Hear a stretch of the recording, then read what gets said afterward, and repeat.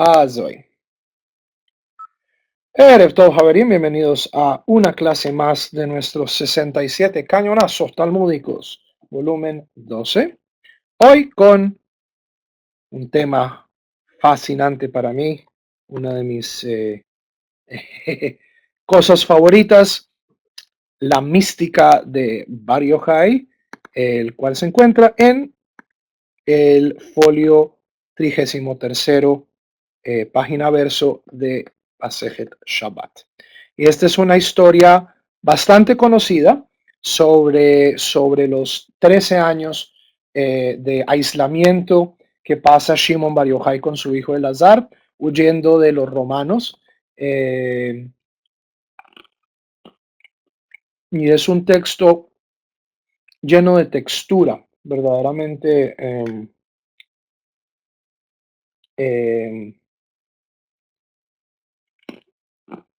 con muchos detalles, un texto muy rico que espero pues podamos investigar hoy en día. Ok, entonces esta es la página tal cual aparece en la edición Vilna del Talmud de Babilonia y esta es la historia como aparece. Ok. En Masajet Shabbat estamos hablando de una cuestión bastante técnica sobre velas y se menciona en un lugar que Rabbi Yehuda Barilai era Rosh HaMedaberim Bechol Makom, era la cabeza de todos los que hablaban en todo lugar. Ok, entonces esta es una explicación de qué significa esto. Entonces hagamos un pequeño zoom in. Las personas involucradas en esta sugiot, más que todo van a ser los Tanaim de la cuarta generación. Ok, es decir, los discípulos de Rabbi Akiva. Entonces aquí está Rabbi Yehuda Barilai, Rabbi Yosef, Rabbi Shimon Bar Yochai y su hijo Elazar. Ok, el contexto es en qué año más o menos viven estos Jajamim.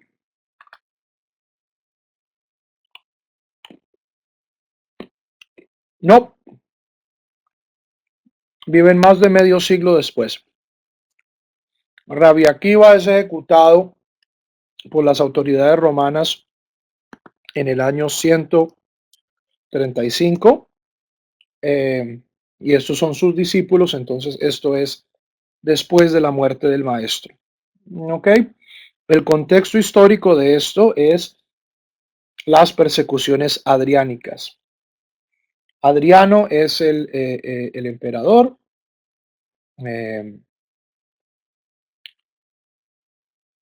Un filósofo, uno de los héroes culturales de Europa, pero como suele pasar con estos héroes culturales de Europa, con mucha sangre ave judía en sus manos a veces.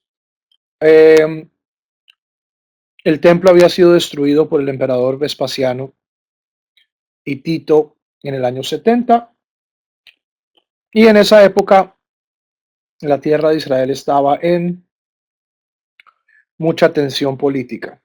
En el año 135 estas tensiones llegan a un punto de hervor, llegan a un punto álgido, y el emperador Adriano envía a varias de sus legiones a la tierra de Israel a, eh, a acallar la rebelión liderada por Bar Kokhba, Shimon Bar Kokhba, en la cual participa Rabbi Akiva y en la cual es martirizado.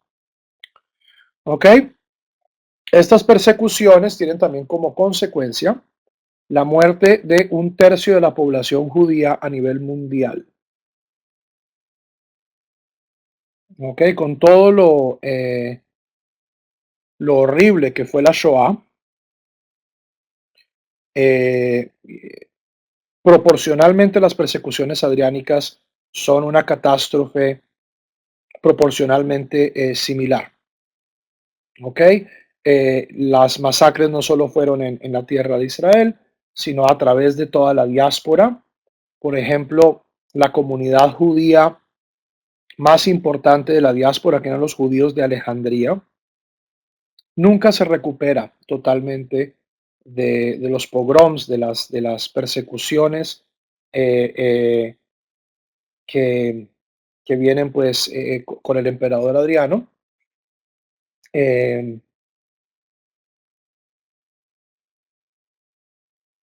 y estas persecuciones verdaderamente transforman la relación entre el pueblo judío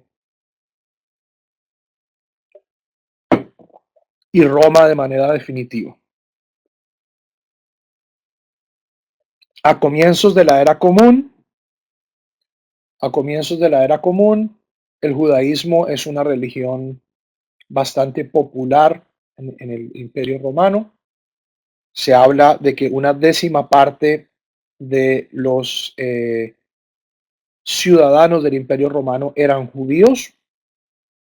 Bueno, de los habitantes, no todos, la gran mayoría no eran ciudadanos. Esto habla también de una increíble apertura a cuestiones de conversión, incluso programas proactivos de proselitismo. eh, eh, y con la destrucción del templo, el judaísmo comienza a ser visto como una religión problemática con componentes políticos muy adversos. Y ciertamente con las persecuciones adriánicas, el judaísmo queda relegado como una religión paria. ¿Ok?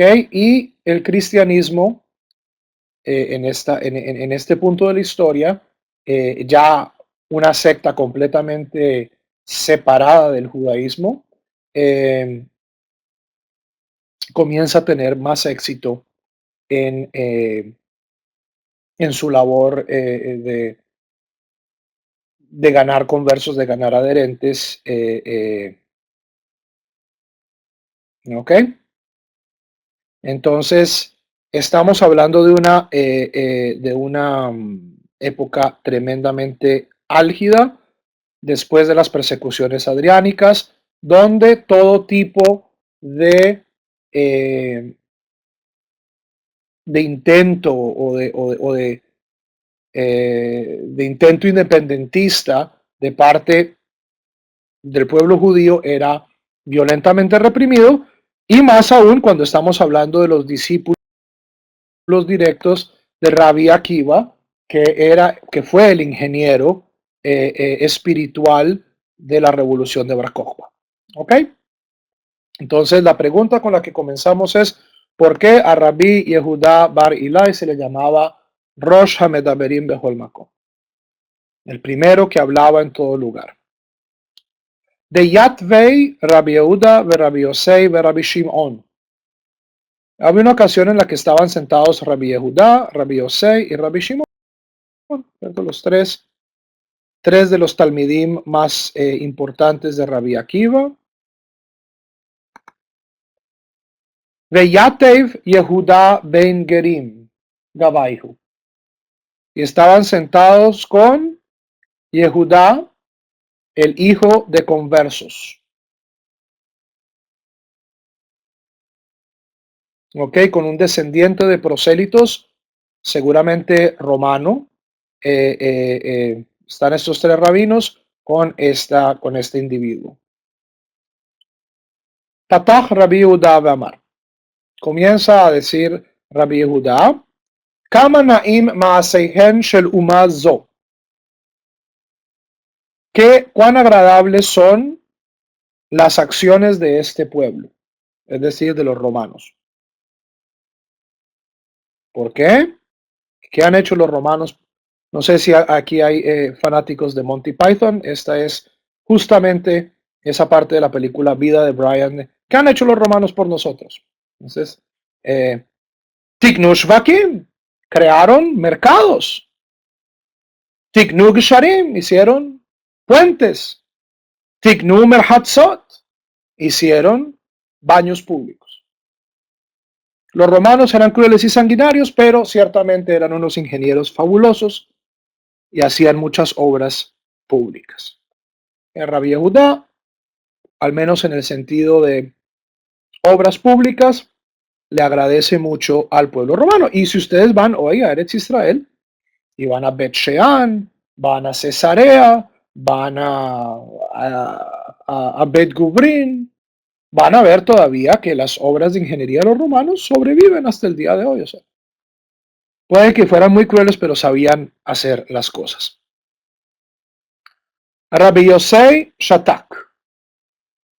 Rabbi Yosei no dijo nada. Muy sabio él. Na'ana Rashbi. Rashbi es el acrónimo de Rabbi Shimon Bar Yochai.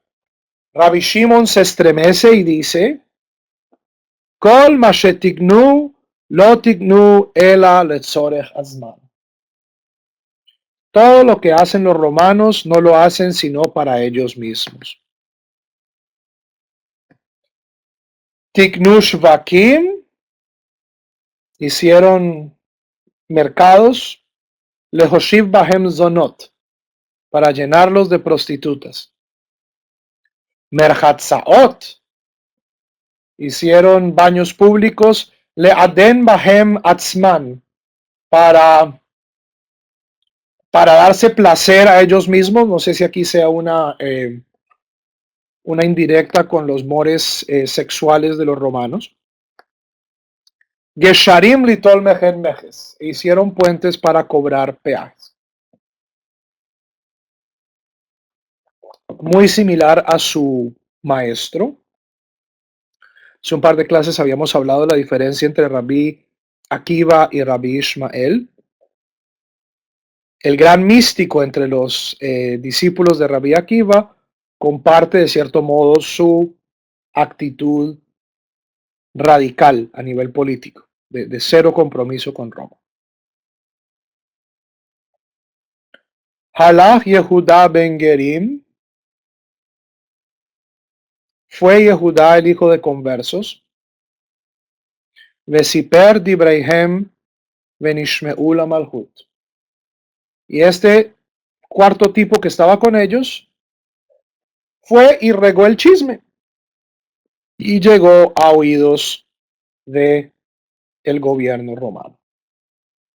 Entonces, para responder la pregunta de Alejandro de por qué, de cuándo se acaba esta actitud de proselitismo activo, es durante esta época. Las razones, tristemente, durante la época de las persecuciones hubo muchísimos conversos y descendientes de conversos que traicionaron al pueblo judío.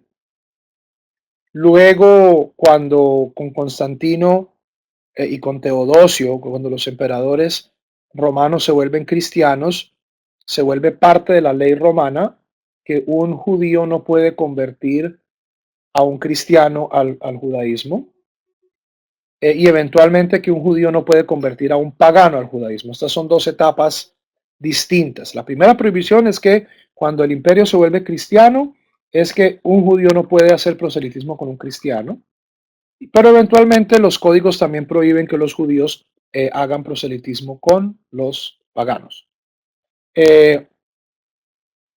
Una actitud similar ocurre con el advenimiento del Islam. Ok, entonces, históricamente la conversión se vuelve un riesgo muy grande para las comunidades judías, y durante las persecuciones adriánicas hubo malas experiencias, como vemos aquí con este texto. Entonces, cuando llega el reporte, cuando Yehuda ben Gerim va y saca el reporte, los romanos responden lo siguiente: Yehuda she'ale she'ila it ale. Yehudá, que nos ensalzó, será ensalzado. Y por eso Rabí Yehudá era el que precedía las reuniones rabínicas de su generación, que tenía el favor de los romanos. Yosé Sheshatak y Galel Tzipori. Rabbi Yossi, que no dijo nada, será exiliado a Tzipori. Tzipori es una ciudad, una de las ciudades grecorromanas más impresionantes en la Galilea, queda en la Baja Galilea, encima del Valle de Israel, a unos cuantos kilómetros de lo que hoy es Afula, y era uno de los centros rabínicos más importantes. Rabbi Yehuda Anasi va a ser habitante de Sipori, y hoy si ustedes van pueden ver los mosaicos. La sinagoga de Sipori es una de las sinagogas más lindas que ha sobrevivido. La sinagoga de Sipori no es de la época de la Mishnah, es un poquito posterior, del siglo IV, V, pero igual con unos mosaicos impresionantes todavía. Shimon, Shegina y Hareg. Y Shimon, que nos insultó, será ejecutado. ¿Ok? Esa es la primera parte de la historia. Esta parte está en hebreo. Lo que sigue está en arameo. Entonces, posiblemente estas son dos historias que luego el Talmud junta. Posiblemente la historia en hebreo es más antigua que la historia en arameo.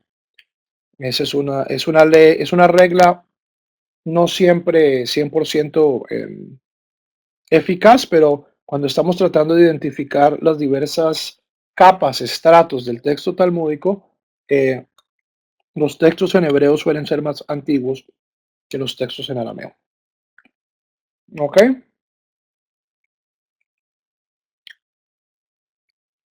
Azal hu ubarei tashu bei midrasha.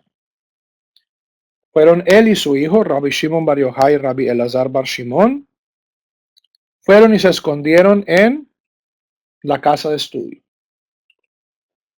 Kol yoma hava maitei lejo de baitaihu rifta vekosa de maya vekarjei. Todos los días, su esposa le traía pan y agua y comían y bebían. Entonces, Rabbi Shimon pasa a la clandestinidad y esta primera etapa la pasa escondido en la yeshiva. Kitakiv Gezirta, cuando los decretos en contra de Bar Yochai se vuelven más estrictos, Amar lejo leberei, le dijo a su hijo, esto no le va a gustar a las mujeres. Ciertamente no es un texto con sensibilidades feministas. Rabbi Shimon cita a Aristóteles y dice, Nashim da'atan kala aleihem. Las mujeres su voluntad es débil. Dilma metzareilah umegalialan. Tal vez la torturen y revelen nuestro paradero. Hazlu tashu bemearta. Y se fueron y se escondieron en una caverna. Ustedes van hoy a Israel, les van a mostrar, hay como 10 cavernas que dicen ser la caverna auténtica de Shimon bar Yochai.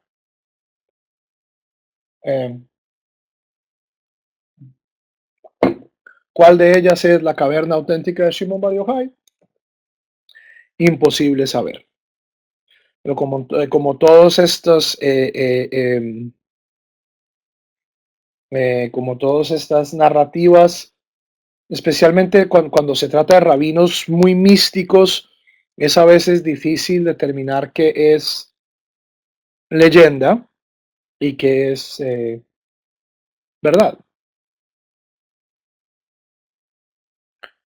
Itrahish Nisa, ocurre un milagro. Es un milagro bastante simple. Y Bare Leho Haruva, en la entrada de la cueva sale un algarrobo. De Aina de Maya, y un manantial.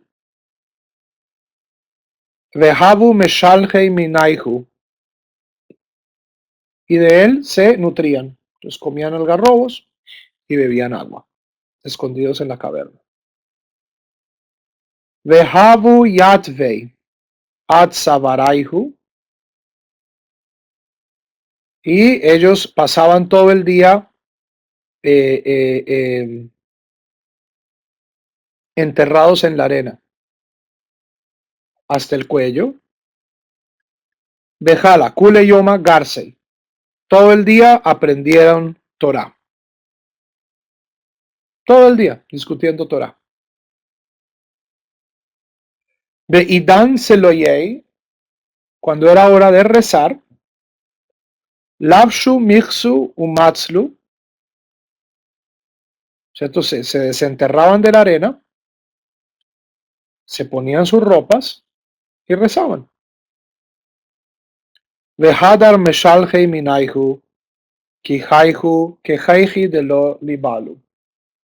Y luego se quitaban la ropa y se volvían a enterrar en la arena. ¿Para qué? Para no gastar la única ropa que tenían. Entonces, Rabbi Shimon y su hijo en una caverna viviendo una vida tremendamente ascética, discutiendo palabras de Torah con una intensidad muy fuerte. Y bueno, aquí el texto nos está presentando una imagen hasta ahora muy positiva de la vida ascética. Ya en otras circunstancias habíamos hablado de que el judaísmo en general no es una, una forma de vida que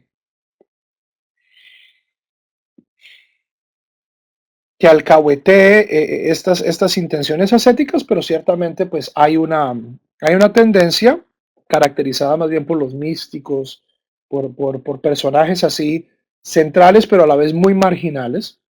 Y hasta ahora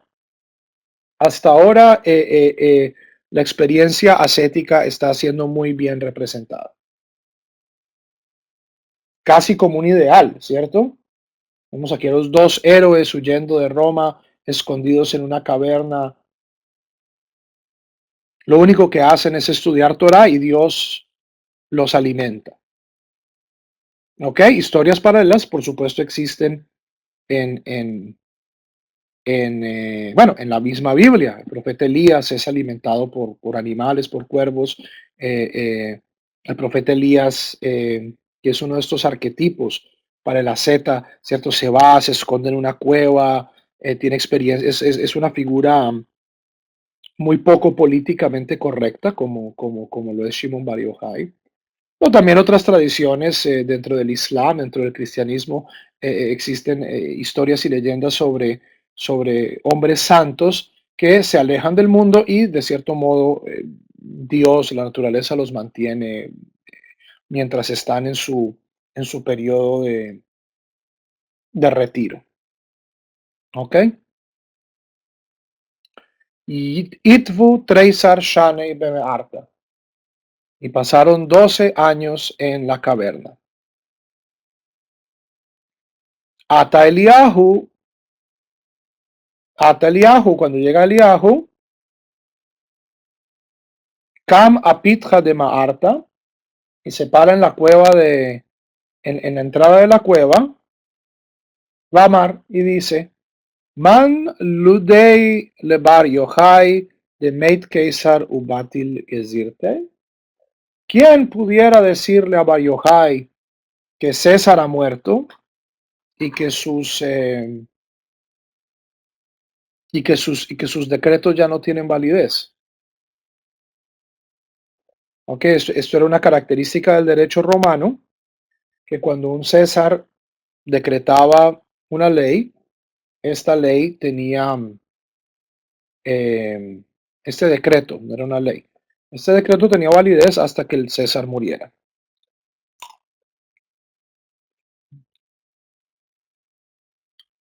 Preguntas hasta aquí.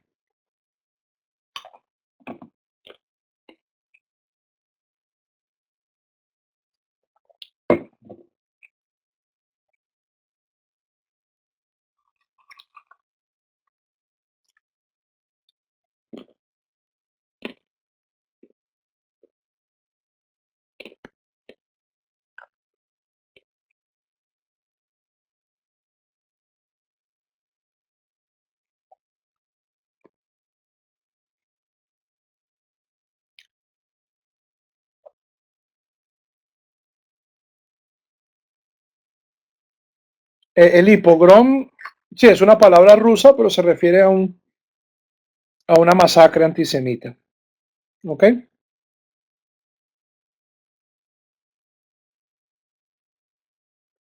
Nada, el Talmud no le... Edward, espérate, vamos, ya le vamos a ir sacando el jugo. No es que el Talmud le dé tanta importancia, yo le estoy dando importancia. Esta es una de las historias más notables del Talmud.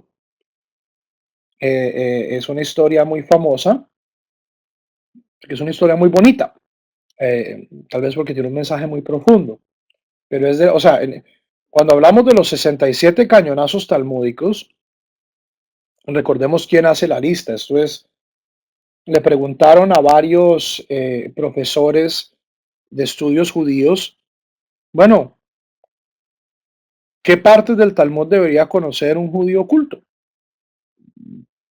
Idealmente, un judío culto debe conocer todo el Talmud.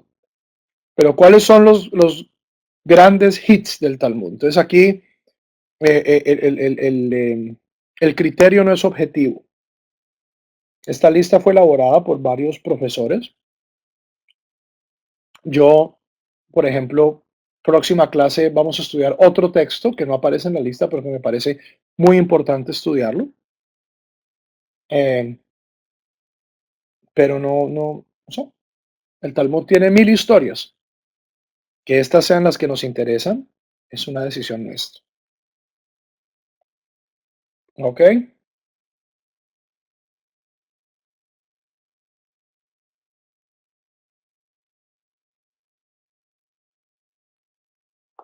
Entonces, tenemos una situación idílica, prácticamente el asceta y su hijo estudiando Torah, aislados del mundo por 12 años y finalmente Dios causa que ellos sepan que ya pueden salir. ¿Ok? Nafku, salieron. Hazu inshei deka keravei vezaraei. ¿Y qué es lo primero que ven? Ven a la gente eh, arando y sembrando, como si no hubiera pasado nada. Amar, y dice Rabbi Shimon, Manihim Hayei Olam, Veoskin Behayei Sha'al. Esta gente abandona el mundo por venir y se ocupan del mundo transitorio. Recordemos la sugía entre Rabbi Shimon Bar Yochai y Rabbi Ishmael sobre qué tiene precedencia, estudiar Torah o trabajar. Y acuérdense, aquí la posición de Rabbi Shimon Bar Yochai es consistente. Para Rabbi Shimon, ¿cuál es el ideal? Yo estudio Torah y Dios se encarga de mí. Mientras que el, la, la, la, la, el método de Rabbi Ishmael es que la gente debe combinar trabajo con estudio. Y luego Abayei dice que, pues, el método de Ishmael es mucho más confiable. Pero aquí Rabbi Shimon Bar Yochai está siendo consistente, ve y se enfurece. Que él acaba de pasar 12 años metido en una caverna estudiando Torah. y no se aguanta ver a esta gente trabajando. ¿Y qué pasa? Kol makom shenotenim eineihem miad nisraf. Todo lugar en el que ellos ponían sus ojos, inmediatamente se quemaba. Como Cíclope, el X-Men, ¿cierto? O sea, esta gente está viviendo una vida eh, tan absolutamente separada, que cuando se encuentran con el mundo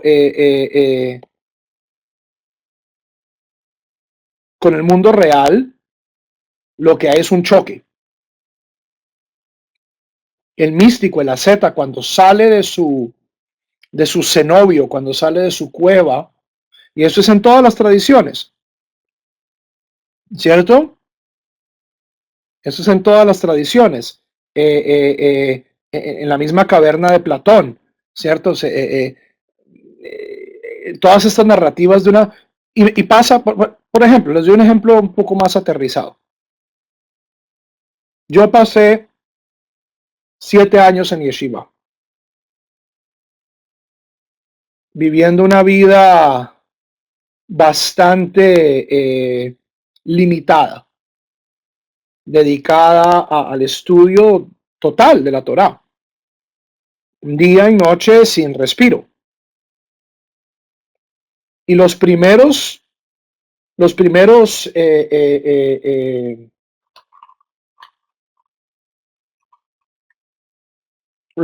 años después de salir de eso fueron muy difíciles. Fueron muy difíciles, como conciliar la praxis con con la teoría. Y esto es justamente lo que el Talmud está mostrando de una manera muy gráfica. Rabbi Shimon y Rabbi Elazar están en un nivel de autodisciplina, de autoexigencia tan alto, que no conciben cómo alguien puede ser diferente de ellos. ¿Ok? Y adivinen qué pasa. La Torah los felicita por esto o los va a condenar. ¿Qué creen que pasa que siguen la narración? Algunos de ustedes deben conocer esta historia.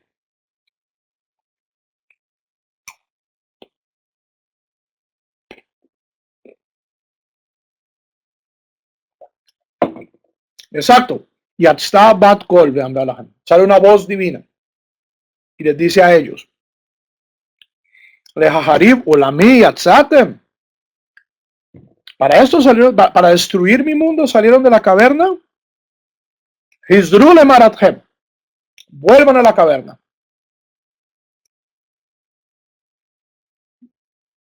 Tienen que calmarse. Tienen que calmarse.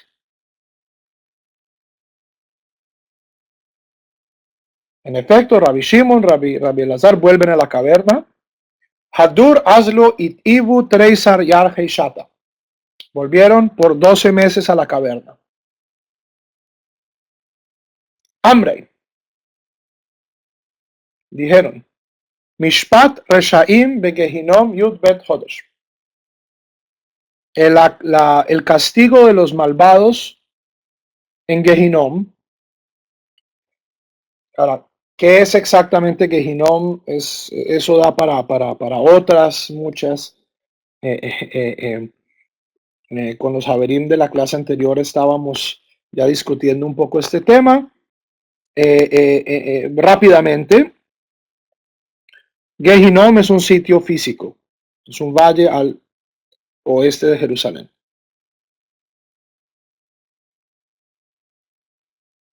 Un valle de fuego, de castigo, también un valle asociado con el culto a Moloch.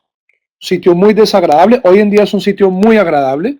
Si van a Jerusalén, ciertamente visiten el infierno, es fantástico. cinemateca, hay conciertos, se ven las murallas de Jerusalén, es bellísimo. Váyanse al infierno. Eh, eh, em, em, Cuando los judíos van a Persia, a Babilonia, somos exiliados, Persia tenía la idea de un sitio, de un infierno, ¿cierto? De un sitio de castigo, de fuego. Y la única palabra, o sea, la palabra que los judíos adoptamos para referirnos a ese lugar, que es una idea que adoptamos de Persia, fue Gehinom. ¿Ok? Y esta idea ha mutado mucho en los 2500 años, eh, eh, eh, pero ciertamente en la época de la Mishnah eh, se hablaba de que eso era como un purgatorio, ¿cierto? Un purgatorio donde, donde había un tipo de castigo o de purificación para los malvados. ¿Ok? Pregunta, al decir esto, Rabbi Shimon, ¿qué está diciendo? Además, recuerden, Gehinom es un sitio que al menos en la tradición es subterráneo.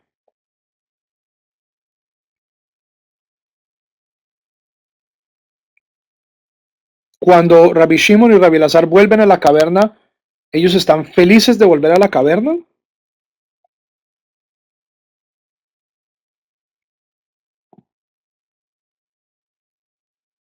No. Dicen, este es nuestro Gehinom, este es nuestro castigo, ¿cierto? Por ser tan puros, ¿cierto? El problema, cuál es la transgresión de Rabbi Shimon y Rabbi Lazar? Es que se han acostumbrado a vivir completamente en el mundo de la praxis, que en el mundo de la teoría. Y se han olvidado de las necesidades y los compromisos de las personas normales y corrientes. ¿Ok? Y lo que Dios les dice es, no, ese no es el camino. Ese no es el camino. Separarse de la gente no es el camino. Porque van a acabar destruyendo el mundo.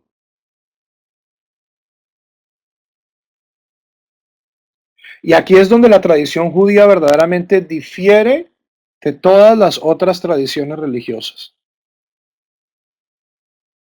En el budismo, en el hinduismo, en el islam, en el cristianismo, incluso en nuestros mitos amerindios, el asceta, el místico, siempre es recompensado. ¿Ok? Lo que estabas diciendo tú, Alejandro, de lo de Campbell, el héroe siempre es recompensado. El tipo se va a la caverna, tiene su experiencia transformadora, ¿cierto? 12 años sin hablar, 20 años sin comer, 30 años sin cambiarse los zapatos, todas estas cuestiones. Y cuando sale, como utilizas el se elevado y ya prácticamente es un semidios. ¿Ok? Todas las tradiciones religiosas siguen ese mismo patrón mental. Qué maravilloso, cómo debemos de apreciar a la zeta que es capaz de elevarse. Para el judaísmo, lo que hace Shimon Bar Yochai no es una elevación, es un error.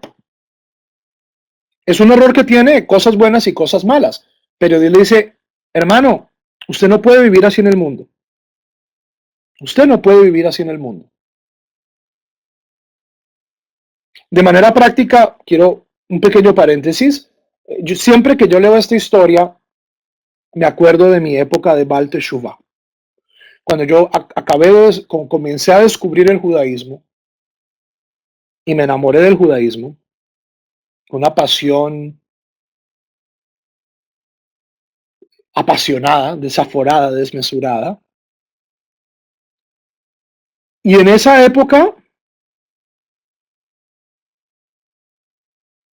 cualquier cosa que me pusieran enfrente que no estuviera de acuerdo con mi visión,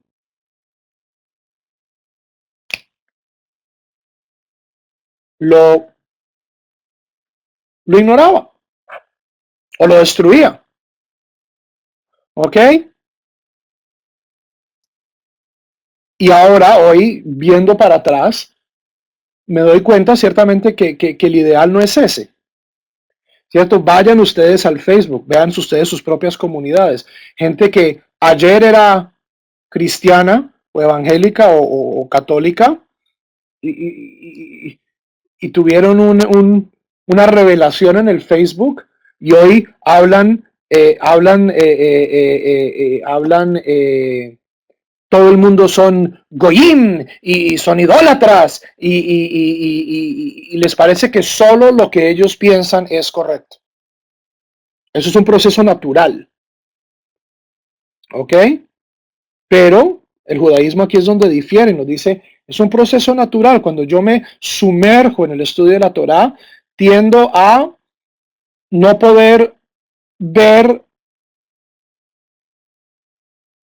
a no poder encajar la praxis con la teoría. Pero eventualmente, ese es el ideal. Y miren de qué manera tan linda la historia continúa. Esta historia a mí me encanta. Hadur ve Azlu, entonces deciden, este es nuestro tikkun, nuestra penitencia por ser tan intransigentes. Y Atstabat kol ve amra mi maretchem. Vuelve a hablar Dios, una voz divina, y les dice, bueno, ya pueden salir. Nafku, salieron. Kol Heija de Java Mahei Rabbi Elazar, Java Masi Rabbi Shimon. Todo lo que Rabbi Elazar borraba, destruía con su mirada de fuego, Rabbi Shimon lo reconstruía. Y esto nos da, si nosotros verdaderamente tomamos esta historia, no como una anécdota necesariamente histórica, no sé, no, o sea, sino verdaderamente como una historia espiritual del proceso de cada uno de nosotros. Este es el segundo punto donde el judaísmo nos presenta un modelo completamente distinto. La primera cosa, el judaísmo, a pesar de que presenta el ascetismo, en este caso como algo positivo, acaba diciendo no. Cuando uno se vuelve demasiado ascético, se vuelve intolerante, y no es capaz de vivir en el mundo. Y eso no es bueno. ¿Y cuál es el antídoto para nosotros poder aterrizarnos? Que nos da aquí la historia. ¿Cuál es el antídoto? No, no. El antídoto es la vida en comunidad. Todo lo que Rabbi Elazar destruía, Rabbi Shimon componía.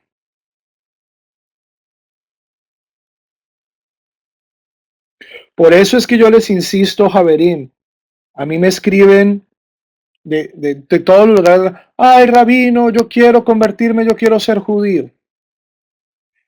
Yo le enseño Torah al que quiera. Pero viene una gente por allá, una sola persona en las montañas de Bolivia, una persona en el sur de Chile, pues casi en la Patagonia. Una persona sola, si comienza a seguir el judaísmo, se enloquece. Se enloquece. No solo porque muchas cosas judías son imposibles, si no hay comunidad, sino que yo siempre necesito ese balance de las otras personas. Yo siempre necesito estar en una comunidad donde haya gente más piadosa que yo y menos piadosa que yo. ¿Ok? Por eso por eso yo insisto, yo no convierto individuos, yo convierto comunidades. Y en esas comunidades va a haber gente más piadosa, menos piadosa, más rezandera, menos rezandera. Que lo ideal es que la gente se balancee. ¿Ok? En nuestra tradición nosotros no estudiamos Talmud sino en Hebruta. Estudiar Talmud solo Es muy complicado. ¿Por qué? Porque no tengo nadie que me critique, no tengo nadie que me haga contrapeso. Y ese es el mensaje de esta parte. Rabbi Elazar tal vez es más joven, los jóvenes son, pues ciertamente es más joven que su padre, son más, se dejan llevar más por el entusiasmo, yo soy judío y 100% yehudí, y el papá después de 13 años metido en una caverna comienza a entender.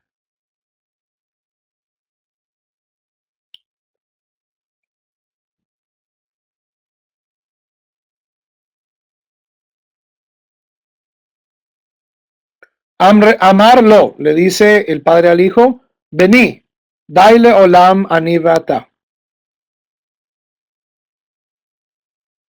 ¿Ok? Hijo mío, tú y yo somos suficientes para este mundo.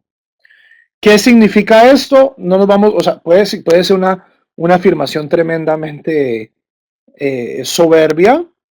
Yo quiero interpretar eso de una manera un poco más aterrizada y es, el mundo necesita gente que queme y gente que construya. ¿Cierto? Si en las comunidades todos somos perezosos y no hacemos nada, entonces nada se logra. ¿Cierto? Y aquí les pongo los ejemplos de las comunidades emergentes. Una comunidad donde nadie viene a los rezos y nadie contribuye y nadie estudia Torah. Eso se vuelve serio. ¿Qué? Y la cosa desaparece. Demasiado gesed fue chiste para los colombianos. Es como el chavo del 8 de los colombianos. Es el tipo perezoso. O el no hay de México. No hay. Todo para mañana. Pero miren que una comunidad donde todo el mundo se esté quemando, ¿cierto? Donde todo el mundo le exija 300% a todo el mundo todo el tiempo, se consume.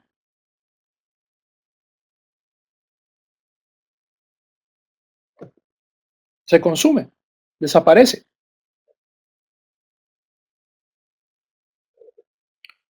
Entonces, yo interpreto esta, tú y yo somos necesarios para el mundo.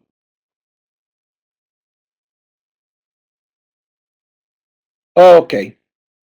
Behai pania de malei shapta hazo, hahu saba de hu nakit terei, madanei asa verahit ben hashmashot. Cuando salen es Erev Shabbat, es viernes por la tarde, el sol está cayendo y ven a un anciano con dos manojos de mirto. Ok, el mirto antiguamente era utilizado como especie. La gente tenía mirto en las casas para hacer la verajá sobre las especies, para oler. Y ven que el viejo va con dos ramos de mirto y que va corriendo. Amruley, le preguntaron, Hani la malach, ¿esos para qué son? ¿Para qué es ese mirto?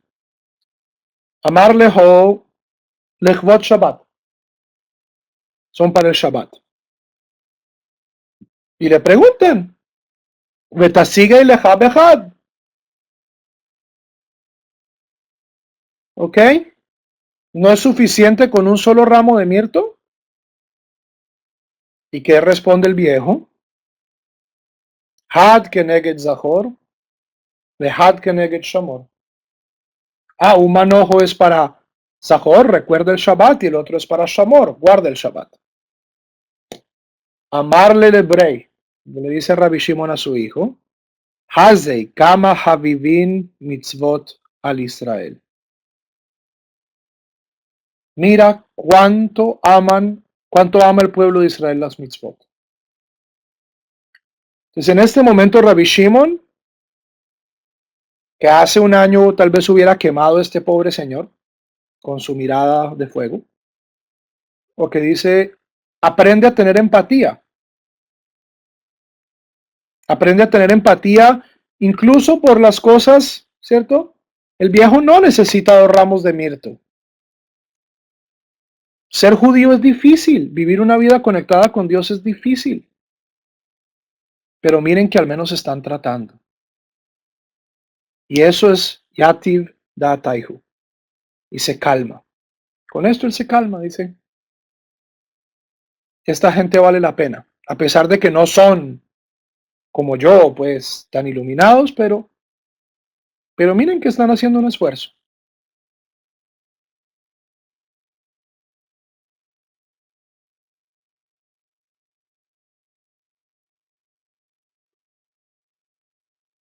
Shma Rabbi Pinchas Ben Yair.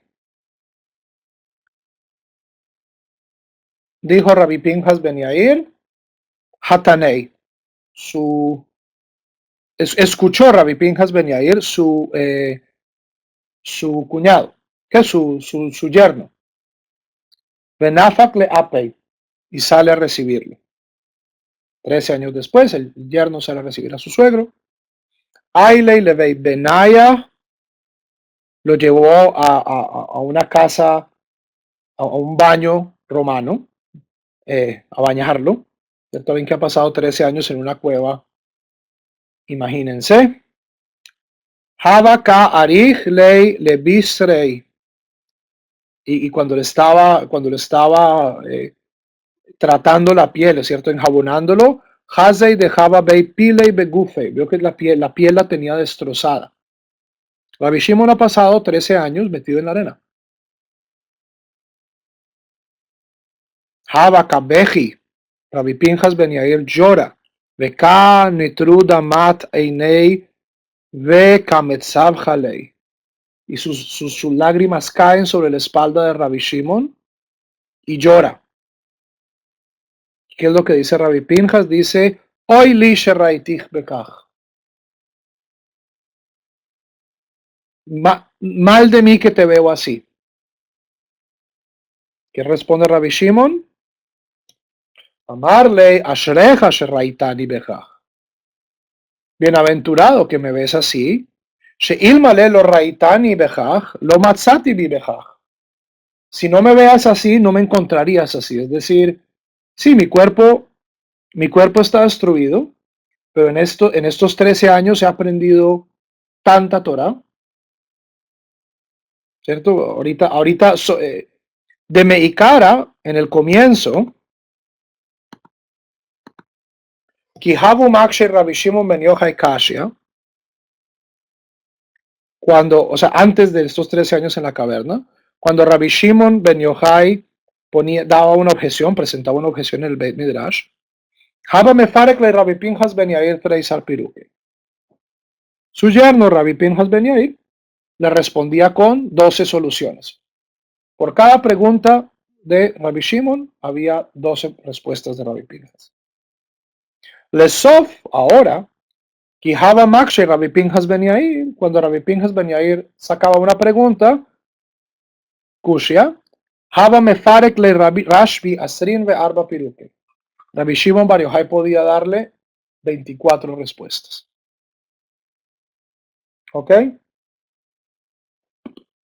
Entonces, aquí hay una aproximación muy sensata al ascetismo. Dice una persona después de 13 años de vivir con 100% Torah, pues va a ser un gran rabino. Pero pues también importa que esta persona adquiera la moderación para poder aplicar esta Torah con empatía y con misericordia, pues por la situación menos iluminada de otras personas. ¿Ok? A ver, yo creo que sí, creo que podemos acabarlo. Denme un minutico que se me acabó el agua. Eh, no quiero dañar la garganta. Denme un minutico.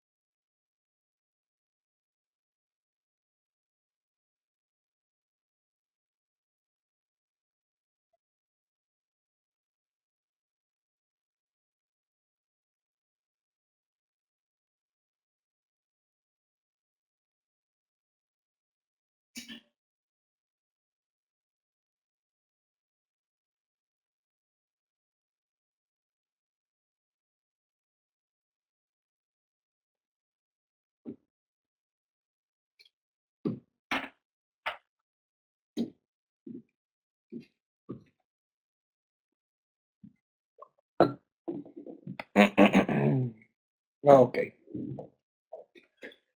Am, y muy al estilo también de la caverna de Platón,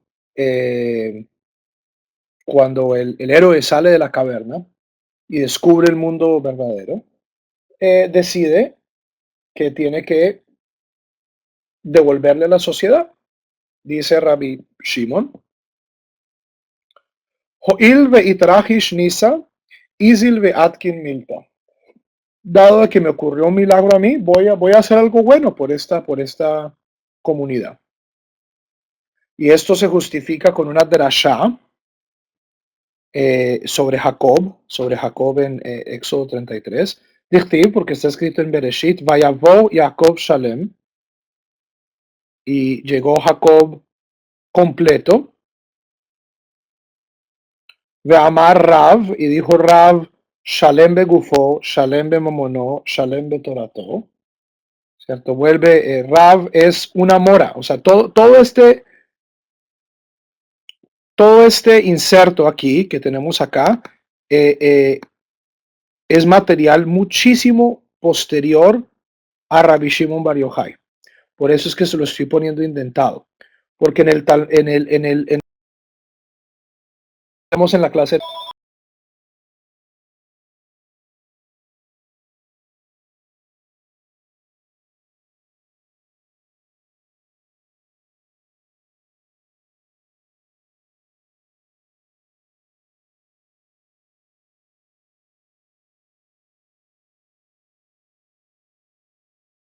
la edición del Talmud, la cronología prácticamente no tiene relevancia. Estamos hablando de una historia de Rabbi Shimon Bar Yochai y damos una justificación dada por Amoraim que viven 100 años después que él. Entonces, simplemente para mostrar esto, estoy haciendo una pequeña indentación. ¿Ok? Entonces, Rav interpreta este versículo como, y llegó Jacob a Shalem, perfecto, o a Shalem, perfecto en su cuerpo, perfecto en su dinero, perfecto en su Torah. ¿Y qué hace? Vayachon et Penei Ha'ir. Y mostró gracia con la ciudad. Y aquí estos tres Amoraim, Rav, Shmuel y Rabbi Yochanan, ¿cómo mostró su gratitud Jacob con la ciudad? Amar Rav, Matbea Tiken Lahem. Ivette, para ti, la economista, creó un sistema monetario. Ese fue el gran favor que le hizo Jacob a la ciudad. Ushmuel, es decir, creó un mercado. Ushmuel Amar, y Shmuel dice, Shvakim Tiken Lahem, creó un mercado público. Rabbi Yohanan Amar, Rabbi Yohanan dice, Mer Hatzaot Tiken Lahem, les hizo baños públicos.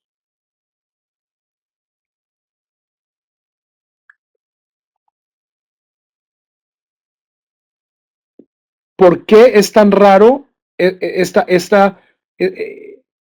paréntesis amoraítico de 100 años después? ¿Por qué es significativo?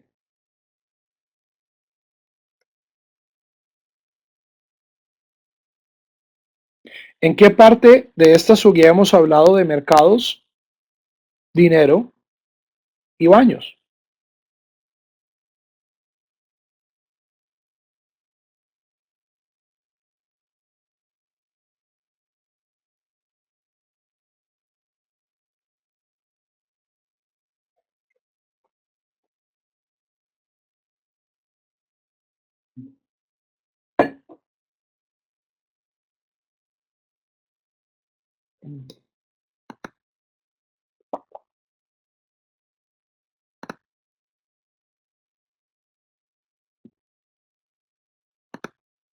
No,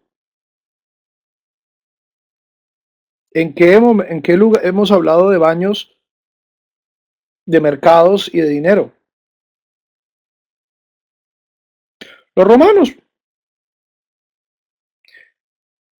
O sea, aquí la historia de cierto modo vuelve al comienzo. Y para mí, este paréntesis, que parece un paréntesis completamente extra, foráneo, ¿ok? Lo que viene a explicarnos una cosa muy interesante, y es, en efecto, Rabbi Yehuda tenía derecho a decir que los romanos hicieron cosas buenas por el pueblo de Israel. Puentes, mercados. Eh, pero lo que Rabbi Shimon critica es que, bueno, sí, estas son cosas buenas, pero ellos lo hacen ¿para qué? Solo para ellos. ¿Cómo es entonces el ejemplo didáctico positivo? El ejemplo didáctico positivo aquí nos lo da Jacob Avinu mismo. Y es estas personas, o sea, Jacob hace baños, pero no para él, sino para otros. Crea civilización, no para él, sino para otros. Ese es el ejemplo positivo. ¿Ok? Y esto, por ejemplo, es algo que incluso hasta recientemente, pero en los 60s, en los 70s, era parte, por ejemplo, de la política diplomática del Estado de Israel. Eh, eh, Era, por ejemplo, ir a países africanos y hacer hospitales, ir a países africanos y darles apoyo agrícola. ¿Ok? Cuando hubo el terremoto en Haití, el Sahel mandó el primer hospital que se erigió en Puerto Príncipe, lo erigió el Sahel. Nosotros no tenemos nada que ganar en Haití. No se nos ha perdido nada en Haití. Ciertamente el apoyo político de Haití no vale un peso para lograr eh, pero ese es el buen ejemplo. Ese es el buen ejemplo que nos da el pueblo de Israel, que nos da Jacob Avinu, de que uno debe hacer actos de civilización, actos de obras públicas, pero tratar de hacerlo con fines altruistas. Y yo tengo como I have a dream, como decía Martin Luther King. Mi sueño no es tanto que cuando en América Latina haya 200 sinagogas, ¿cierto? Con Sifrei Torah y todo el mundo con talit y tefilín y rezando en hebreo perfecto y rezando pues con las melodías. Eso sería muy lindo, pero ese no es mi sueño. Mi sueño es cuando en América Latina estas comunidades emergentes cambien la sociedad en la que viven. Cuando gente en las favelas de Río de Janeiro estén siendo alimentadas por un programa fundado en una sinagoga emergente. Cuando las gentes en las barriadas de Barranquilla, 2 o 3 o 4 pelados puedan conseguir una beca para estudiar su bachillerato, cortesía de la comunidad eh, judía de Santa Marta, de Barranquilla. Eso es, eh, eso para mí es el síntoma final de que estas comunidades han tenido éxito.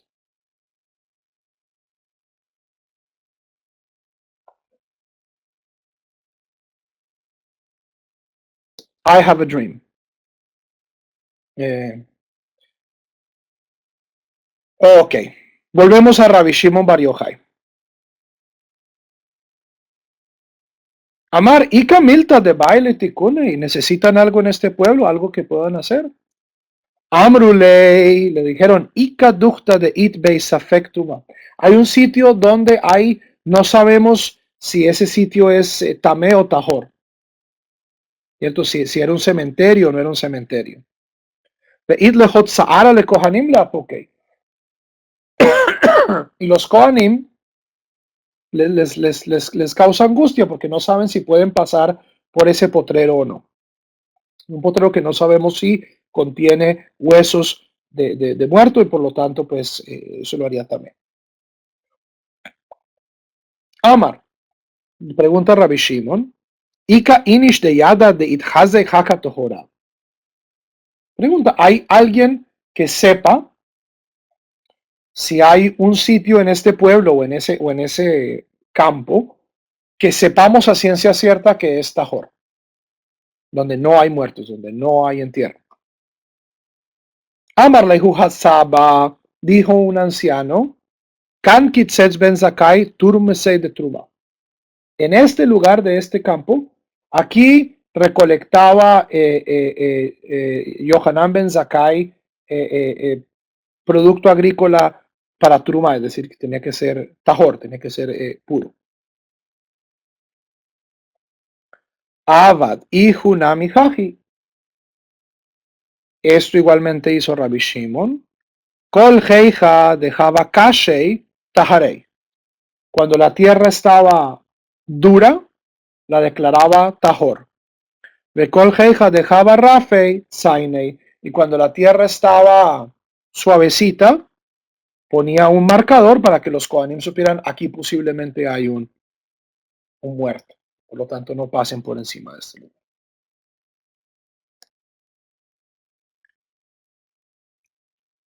Y esta historia es muy conmovedora porque de nuevo, o sea, muestra unos arquetipos muy comunes de desarrollo espiritual.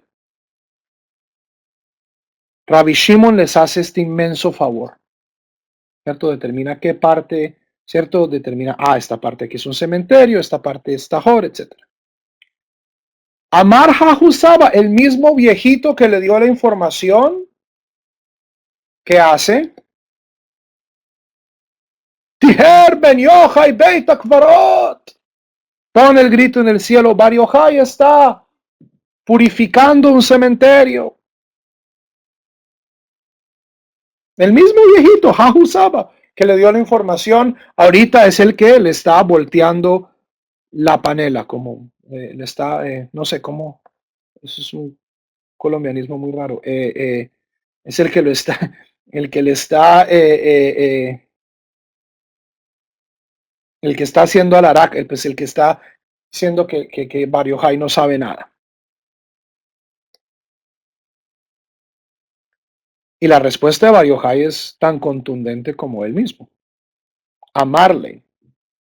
Le dice, Ilma Leilo Haitaimano. Si no hubieras estado con nosotros, Veafilo Haitaimano, incluso si hubieras estado con nosotros, Velonim Neitaimano, y no nos hubieras ayudado, no hubieras votado para hacer esto, ya feata Omer.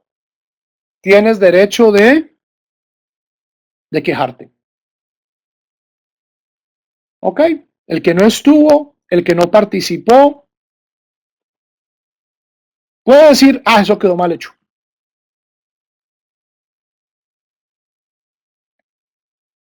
Akshav Shaita Imano. Pero estuviste con nosotros. Venimneta Imano y votaste con nosotros y participaste del proceso. Yomru, van a decir, Zonot mefarjesot zo et zo. Incluso las prostitutas se pintan la una a la otra, es decir, se ayudan la una a la otra. Están compitiendo, ¿cierto? Las prostitutas, la una está maquillando a la otra para que se vea bonita, incluso cuando salen en competencia. Talmidei Jajamim lo kol sheken. No podemos esperar menos, o sea, vamos a esperar menos de los rabinos.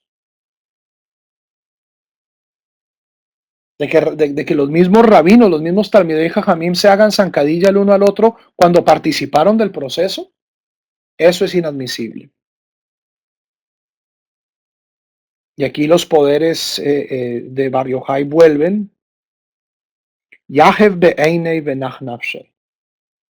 Y le da la mirada, pone sus ojos sobre él, y este tipo muere. La mirada fatal. Nafak le shuka. Sale Bar Yochai al shuk. Hazia le Yehuda ben Gerim. ¿Y a quién se encuentra?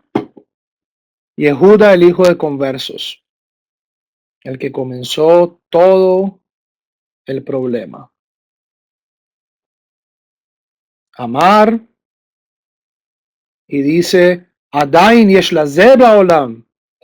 Todavía este tipo vive en el mundo. Natan bo einav.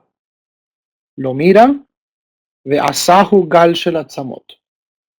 Y así como en Mars Attacks, ¡piu! Lo vuelve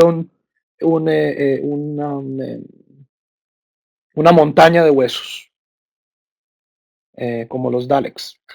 Así, la carne se va y quedan los huesitos nada más. Y aquí es donde termina la historia.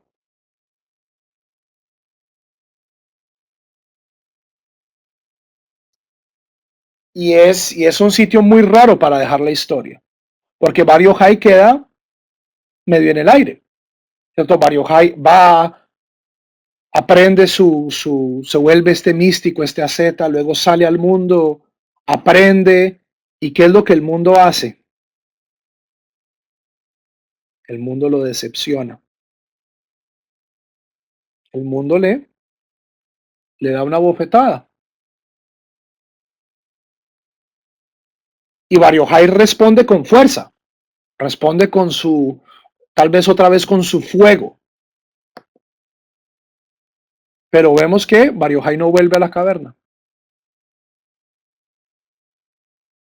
Que esto es de cierto modo la paradoja